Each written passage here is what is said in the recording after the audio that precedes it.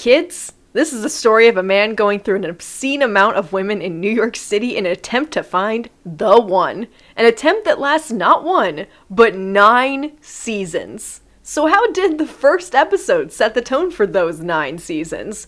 Strap in and suit up because this episode is going to be legend. And don't listen to the next part of this word if you're lactose intolerant because it's dairy. Welcome to episode 6 of Effing It Up.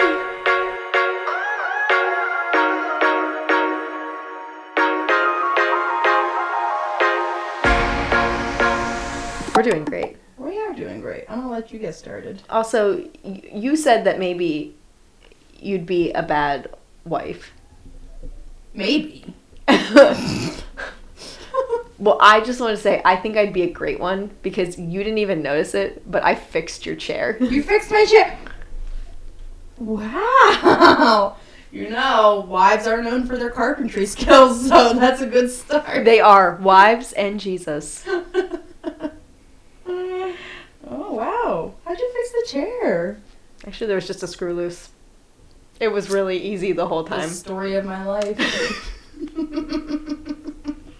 This week, Lorelle and I are talking about How I Met Your Mother. If you couldn't guess from the intro, that's what we're talking about this week. Also, Lorelle seems like she's ready to yell at me and wants to get some things out of her system. So I'm just going to let her take the lead. Oh, okay, alright. Cool. I like that. I like talking. Yeah. Alright, well, I cannot believe that you made me watch this. I've been holding this in. I watched that whole episode. And you were mad the whole time? It is literally nothing but romance and relationships and people having sex on the kitchen floor. What? I was worried you weren't gonna like that part. And, ew, who would what? First of all, ew, is that gonna call uncomfy? I cannot confirm or deny. Third of all, Barney is the actual worst. All of the characters are creeps, pretty much. Why did you make me watch this? There are no aliens in there. Well, no robots.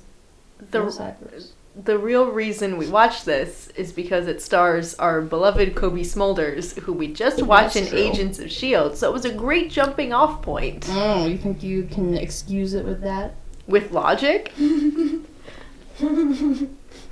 I suffered through 30 minutes of no one caring about anything except getting it on. That's the only thing.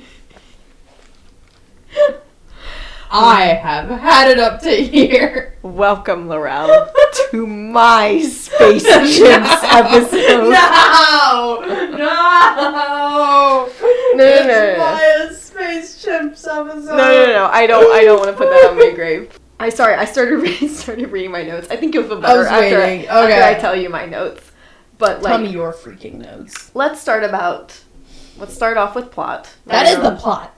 It's literally the whole plot. Nothing except let's get it on. I understand. On the kitchen floor?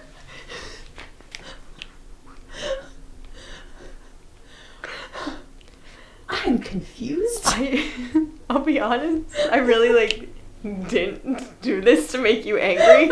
I figured this was just as innocuous as Friends. I've never seen... Okay, not only have I never seen How I Met Your Mother before, I've never even seen any clips from it. Oh, I did not realize that. I had no idea what I was getting in for. I apologize. The only thing I knew was that Kobe Smulders is in there. That was the only thing I knew about it. And Barney. I knew that Neil Patrick Harris was in there. Yes. Go on. I apologize. My dear. The plot, which you say there isn't one. You've already talked about it. I will say on just a technical level. She's so mad at me. I did watch the scene with the sex on the kitchen floor, and I was like, she'll be fine. They didn't show anything. I was like, there's nothing here. There's no nudity. She's fine. They still wrote it into the plot. Ew. I forgot. Lorelle doesn't even like the implication. The implications. Anyway, I thought it was great that really the whole overarching plot of the entire series is Ted telling his children the story of how he met their mother and how he gets to find the one. And he goes through a lot of potential the ones to get there. Go on, I'm listening. I'm so interested. I can feel you steaming like a little tea kettle over there. A little tea kettle. Oh, that's cute. I appreciate, in comparison to Friends, because I compare the two a lot because they have very similar setups. They almost have carbon copy episodes, occasionally repeated plot points. So they're very easy to compare. I thought this was more fast-paced than Friends was. So I appreciated that in the first episode, they just kind of boom, boom, boom, boom, boom, scene, scene, scene. I said joke, joke, joke, laugh track, joke, joke, joke. Boom, boom, boom. Creeping on a gal. Having sex on the kitchen floor. Creepy taxi driver. Creeping on a gal some more. You're right, it was pretty fast-paced. Yeah, a lot happened. They got a lot done. A lot of things done. A lot of things and a lot of people done in a short amount of time. Oh, I'm so sorry. Really, I think we should skip to characters before Lorelle. No. It was vile. No, I didn't like it. I'm not offended that you don't like it. I just wasn't expecting this level of hatred from you, and it kind of threw me off. Well, that's because I refused to tell you what I thought about it until we started recording, so... I'm glad you just watched the episode today. I'm glad this is all fresh in your mind. This hasn't been festering, no. I kept meaning to watch it, and I just kept pushing it off, and then I was like, oh, I better watch it now. Yeah. This might be the only chance Before I end up like Maya and just don't finish the episode. Maybe that would have been better. One of these days, I'm not going to watch the episode, and I'm just going to pretend. I think that would be really funny. That'd be great. And then the audience has to guess which episode you did that in. I can have opinions on things I know nothing about. I'm an American.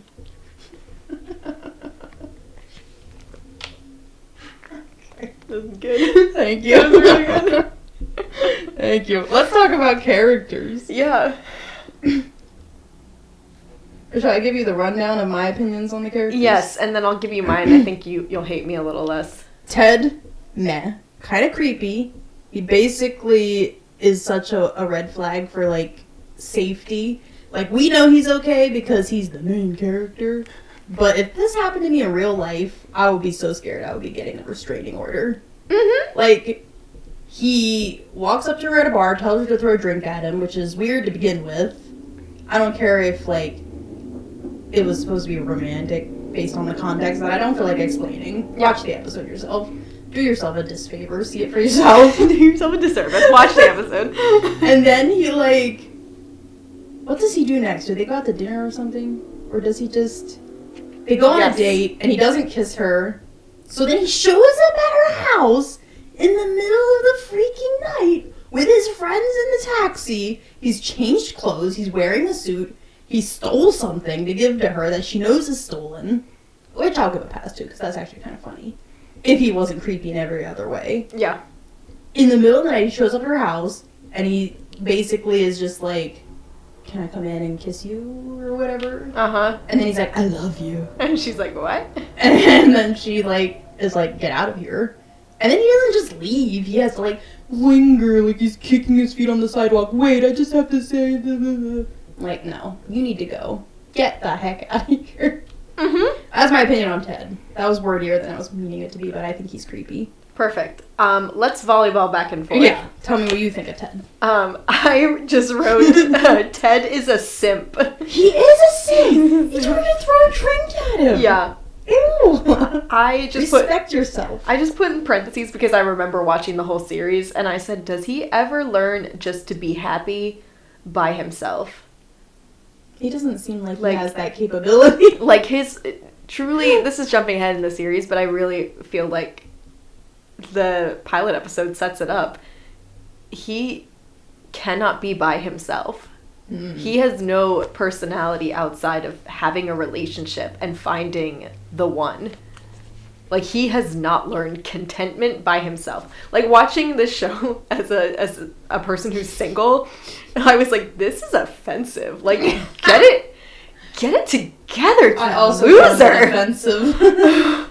I found it offensive for other reasons, but that's also true. I didn't even think to be offended about that. Yeah. Lorelle found many more, and I was just like, is this how they think it is to be single in your 20s? That you're just desperately seeking Susan?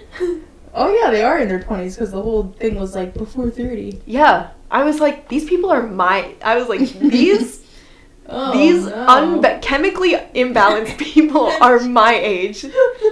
And that is horrifying. Yeah. They're a little special. Let me volley you back to who's next on your list. Next is Barney. I wrote funny because he does have his funny moments. I'm not gonna lie. Neil Patrick Harris is charismatic as heck. His timing is impeccable. It truly is. But ick. In capitals. ICK capital. Also, he's kind of a bad friend. Mm-hmm.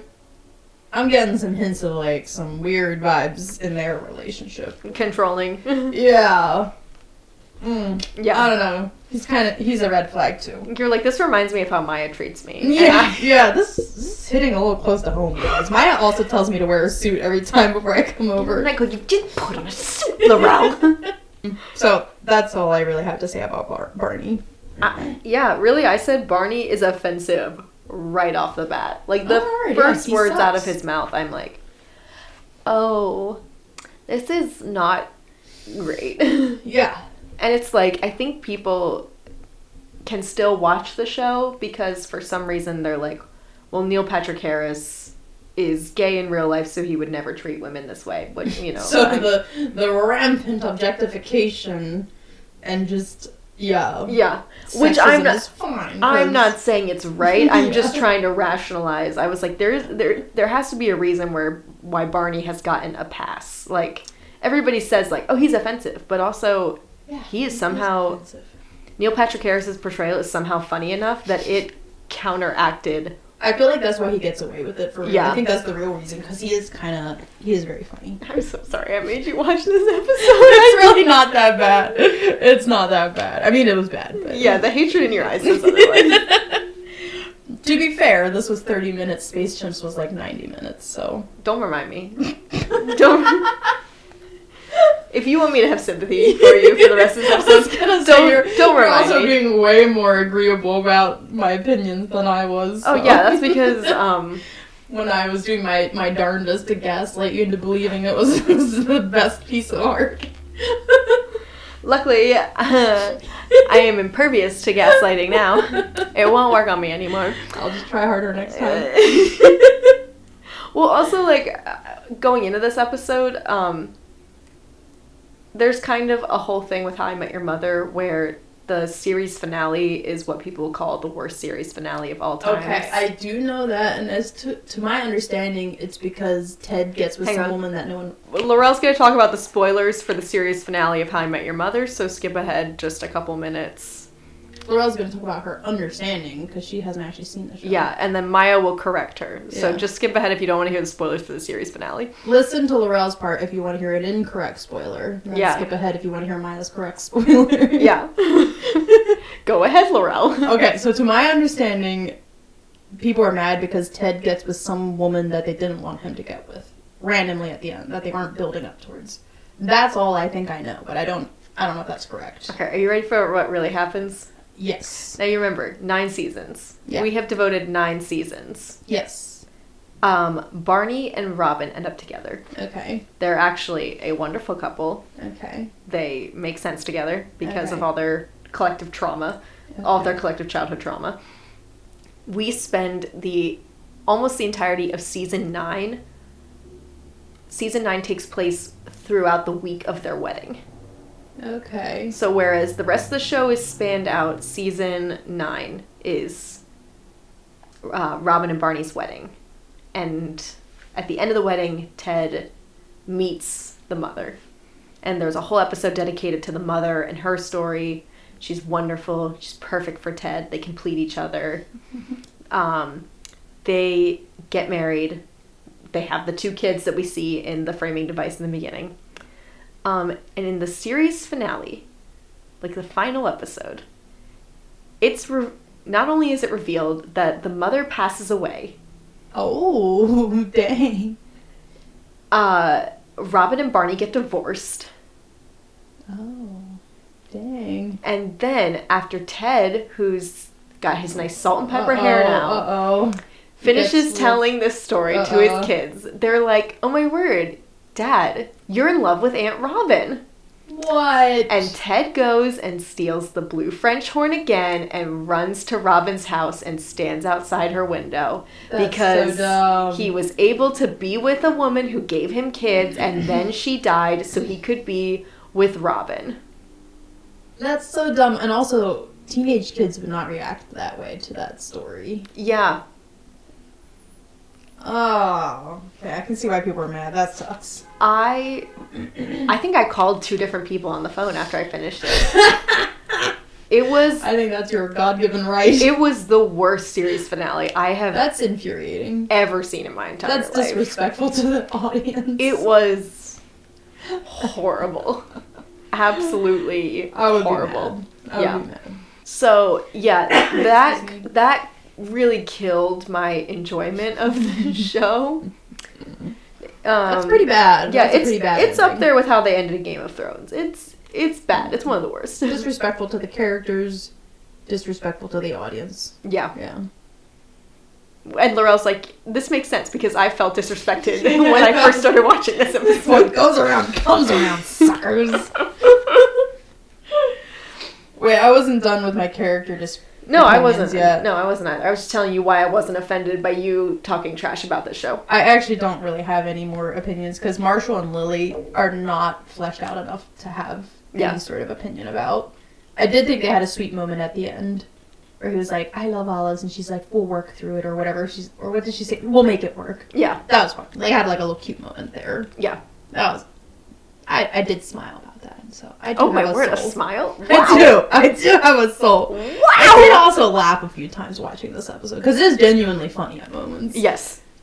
Absolutely. And then I wrote Aunt Robin, Kobe, need I say more? That's really all my opinions. So what do you think about Marshall and Lily and Aunt Robin? I really said, and I said I love Ted and Marshall's friendship. There's something about like the college buddies, like I don't know, like this.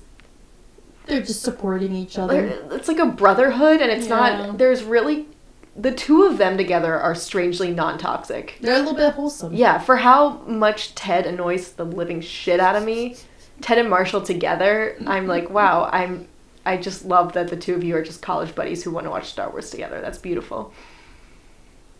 Lily is shown as being, so precious and sweet. You'd be shocked by how feral she becomes in this series. Oh, I like the sound of that. Absolutely unhinged this woman is. She took that cork to the eye like a champ. She really did. I love Robin Scherbatsky. They definitely do not say her last name in the first episode, though, because I did not know her last name was Scherbatsky. Yeah. Sounds like a frozen Italian food. I'll have 1 lemon Scherbatsky, please.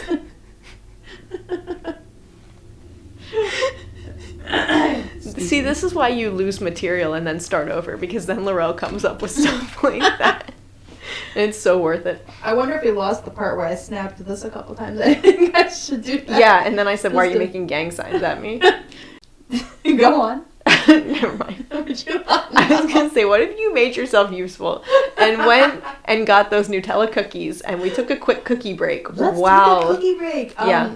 You might want a cup of milk or something because they are dry. Well, I'll just get more water. I'm sorry. Hang on, guys. Give us 5 seconds. Cookie break. Oh, I guess I'm getting up. Oh, well, I closed my book. Does that not signify? You bring your water with you? Yeah. Yes, Mom. And now we're going to add a quick review of Lorelle's Nutella cookies. I added peanut butter because I ran out of Nutella, so that's probably why they're dry. Nope. I'm not mad at them. I'm not mad at them, and I don't even like peanut butter, but this is really tasty. She's lying. They do have a very pleasing appearance. They look like a little, like, in a children's book if they were eating cookies. This is what it would look like. Uh-huh. So if you can just, like, imagine it was actually tasting good as well. It does taste good. It doesn't. It does. Look at that. What a cute little bite. Mm-hmm. See? That's a cartoon cookie if I ever saw one. The texture is great. It's got this nice, subtle chocolate, nutty, hazelnut quality. It's dry as heck. It's like the Sahara is in my mouth. See, she's going for water. Just because something's... Fire, pants on fire. Just because something's dry doesn't mean it doesn't taste good. The taste is good. The texture, good. The moisture, not great. But also it's going to be really hard. It was going to be really hard for you to beat the chocolate chip cookies and the cinnamon roll cookies you made. Alright, I will accept that. Thank you, Maya. That's an acceptable compliment. Anyway, sorry, I was talking about Robin Scherbatsky Mm-hmm. and how much I love her, and she's wonderful. I hate Ted and Robin together. I don't think they have great chemistry. I don't like that she laughs at his stupid jokes. It's not even a joke. She laughs. She would never laugh. If she were a real woman, she wouldn't have laughed. Yeah, when he says, like, there's like a blue French horn, he goes, looks like a Smurf penis. No human being, except maybe an 8th grade boy, would laugh about that. Yeah. And also, it doesn't. It doesn't. It doesn't. Think about it. Just think about We'll it. try not to. Okay. As I am. Lorelle's trying not to. I'm, like, calculating mentally in my head. I've had enough of this. Lorelle's had enough of this smut show. I really did not think this was going to be that bad. Imagine if I'd had you watch the first episode of Bridgerton. Sounds so up my alley, but for some reason, I'm just gonna pass on that one. Can we talk about atmosphere? We can talk about atmosphere. Atmosphere? Mm-hmm. Tell me your notes. I want to know what your notes are, because I sat there and I was like, what is the atmosphere of this show? And I reflected on it, and I pondered on it, and I wrote down sentimental, because that's all I could come up with. I don't really get what the atmosphere is. I mean, it's only 30 minutes, but that's enough to establish an atmosphere. I don't think I really understood it. So what are your thoughts? Really all I wrote was, I said, this really is just the early 2000s version of Friends. Mm-hmm. But also... Friends had that, like, hanging out in a big, city apartment together, hanging out in a coffee shop together. Like, you had that sort of urbanite, yeah. I don't really even know how to describe it. They had an atmosphere. Yeah, this feels like... I just didn't really know what this one was. Dark Sesame Street. Yeah. Am I wrong? Dark Sesame Street. Pervert Street. I actually really don't have anything to say about the atmosphere. No, I just didn't really comprehend it. No, there really isn't one. Dark Sesame Street sums it up pretty well. Yeah, Dark Sesame Street. You good? What's wrong? I read my note. Oh, no. Are you ready for it? My first Yes, note for other please. is, in parentheses, it was important to me that I remember the blue French horn does not look like a Smurf penis.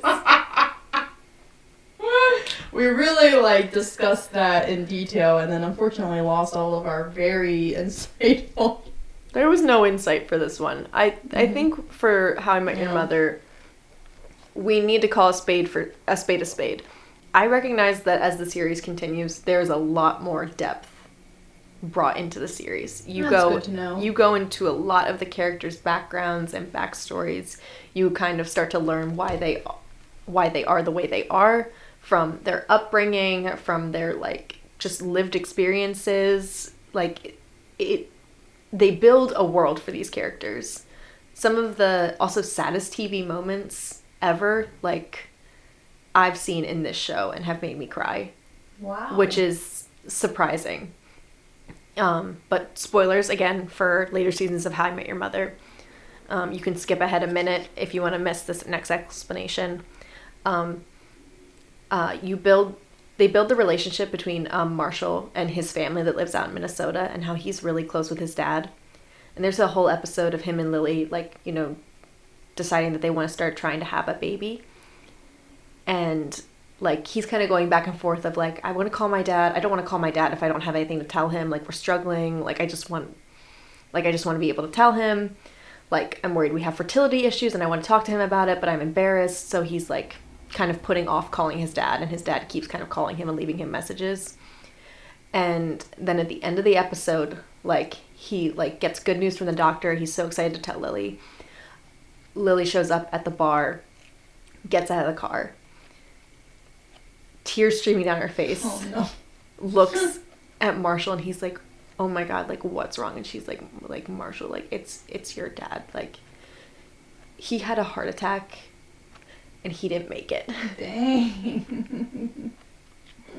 They were not pulling any punches. They didn't, which... Dang. I understand, like, that's a real downer to go into for this episode, but yeah. As I'm going, wow, the pilot really is so... You wouldn't surface level, yeah. Superficial, like, really unengaging in a lot of ways, except for, like, I'll say, like, the superficial charm of the characters themselves, like, of, like, Lily and Marshall are all cute together. That a show with that pilot would get into that kind of stuff. That kind of storytelling. That is interesting. Yeah. Still not gonna make me watch it. Oh, absolutely not. But I definitely consider that like a pro, that they were willing to, if they handled it well, yes. to go there and explore the characters in that way. Yes. That's interesting. Yeah. That was more just like, because I'm wrapping this up going, wow, I'm very unimpressed by this pilot. Mm-hmm. So, but also remembering like, oh, I did in fact watch this whole TV show from start to finish. Yeah. So it was really just, I think that other people had hyped the show itself up so much for me that made me continue. But in all honesty, if I just watched this pilot by itself... I really didn't know anything about this show. Yeah. So, I wish I knew that little once again. So, in conclusion... I mean, I do have a few notes. I don't know how in conclusion you are inclusioning right now. Sorry, go ahead with your notes. We'll pretend I didn't say in conclusion. Okay. So in summation of those thoughts, I had a couple notes. First of all, it does have a laugh track, which is like not my favorite. But irritating. It's a little irritating, but you get used to it. I did think there were some really funny moments, because I know I've kind of like been complaining because it's not my type of show. There were some moments, like the beginning, for example, the first couple lines where he's like, "Kids, I'm going to tell you how I met your mother," and they're like, "Are we being punished for something?" I thought that was such a funny reaction and so accurate to like the teenagers to sit around and like, oh, why is a long story. That was funny. So I gotta give a few shout outs to some of the comedy. I did think that like the pacing was really weird. Like some of the scene transitions were really like awkward, cutting back and forth. Some of the dialogue didn't make sense, the way that one character would say a thing, probably a joke, and then the other character would wait for the people to stop laughing, and then he would say something completely unrelated to what the previous character said. Like, humans don't talk like that. It wasn't a conversation, it was lines, you know? You got a few moments where it felt really like... Yeah. Okay. Did the screenwriter, like, cut a few lines in between here? Because that was weird as heck. Mm-hmm. Yeah. Maybe that's just sitcoms. I don't know. I think we've been spoiled by Parks and Rec. Oh, it's so good. And The Office. It didn't help that before we recorded this episode, I sent Lorelle a compilation of, like, the best Parks and Rec bloopers. That was good. I did, a couple other lines that I thought were really funny. I wrote them down because they cracked me up. This one is just Barney being a jerk, as always, but there was a scene where he asks their driver, who is Bangladeshi or something, what does he say? And he's like, "So are women from Bangladesh hot?" And the driver's like, "Well, here's a picture of my wife," and he hands it to Barney, and Barney's like, "A simple no would have sufficed." Which was gross, but it did make me laugh. The timing. It's the timing. And his timing is just impeccable. Also, the other thing that made me laugh was also a Barney line. So as much as I despise his character, He's the only one. Paris is funny. He's the only one making us laugh. He was. There was like this scene where he like compares marriage to suicide, which is terrible. And then he turns to, hang on, what are their names? Marshall and Lily, and he's like, by the way, did I congratulate you two? Alright, so that did make me laugh. So it wasn't all bad. There are a few sexist jokes in there that did make me laugh. Which is shocking. Shocking for Lorelle and I. I know. But like my biggest note about the other is that even though it has these funny moments, and I probably already said this, it just kind of overall gives me the ick. Like, yeah. I'm just gonna read my notes now because it's easier than trying to remember what I said earlier. Go for it. It's like, oh, harmless and funny Barney. The first thing you say when you see some woman for the first time is, oh, you know she likes it dirty. Ew. He sees her for the first time. He literally turns around, and that's what he says about her. Mm-hmm. Call the police. You're a serial killer, probably. Mm-hmm. I'm like, oh, funny and harmless cab driver. Yeah, go ahead and ask the woman in the back of your car whether your boyfriend spanks you and whether you're wearing pajamas or if you're naked when he does it. Ew! Call the police for the writer of this episode. Mm-hmm. Like, so even though there were a few moments that made me laugh, I was, like, mostly just, like, horrified that that's considered comedy. Yeah. Because you could write those exact lines in a psychological thriller and it would make more sense. Mm-hmm. Like, oh, our cab driver is going to kidnap us and kill us. Yep. Oh, Barney is a bad person. Yep. But no, it's, oh, they're funny, they're harmless. Mm-hmm. It's like... It's not harmless. If your first thought when you turn around and see a woman is, like... Yeah. I can't even express how uncomfortable that made me, that it was played off as jokes. So I would, be laughing legitimately at something Barney said, and then I'd be like, oh. Oh, wait, it's not funny anymore. It's not really funny, though, is it? It's not really funny. But I'm intrigued that you say that the show goes on to add so much more depth. And, Well, I say that, but all of that stuff still remains. Barney is still Barney, even though he grows. I get so spoiled now because there's so many more women in the writing rooms nowadays. Mm-hmm. That when I watch a show like that, and I'm like, oh, yeah, this was the era of men only writing television. Mm-hmm. And you can see it in the values and in the characterization and in what they consider funny. Yep. And harmless. It's not just that it's funny and harmless. Because, Mm-hmm. Parks and Rec if they would write a character line like that, it would be portrayed as not harmless. The other characters are not laughing at all. Yeah. They're worried and concerned because it's Yes. a worrying and concerning thing to say. Yes. That's the big difference. The show is framing it as something that is harmless. But yeah, that was my thoughts on How I Met Your Mother, the pilot episode, going into it pretty much blind. I appreciate your thoughts. As someone who didn't go into it blind, as someone who watched the whole series, if I had just watched this episode and didn't know anything else about the show, I would have not watched the second episode. Mm-hmm. So in this case, we're going to have to say that the pilot episode of How I Met Your Mother was a fail. Not sorry How I Met Your Mother. Yeah. I'll happily go back and watch a couple of the later middle episodes that don't involve any of the garbage. Doesn't interest me. And that is Too okay. much kissing. I'm gonna get you a t-shirt for Christmas, and it's just gonna it's gonna say in black letters nudity on it and kissing, and then it's just gonna have a red no. I would love a t-shirt like that. I'll find it for you. Anyway, as always, thank you for listening. I hope you guys weren't too offended by the light bit of hate on How I Met Your Mother. Please feel free to go watch the episode for yourself and come to your own conclusions. Again, these are just our opinions. Not mine. Mine are fact. Okay. Anyway, we'll catch you guys later. Bye. Keep it feral. Keep it feral.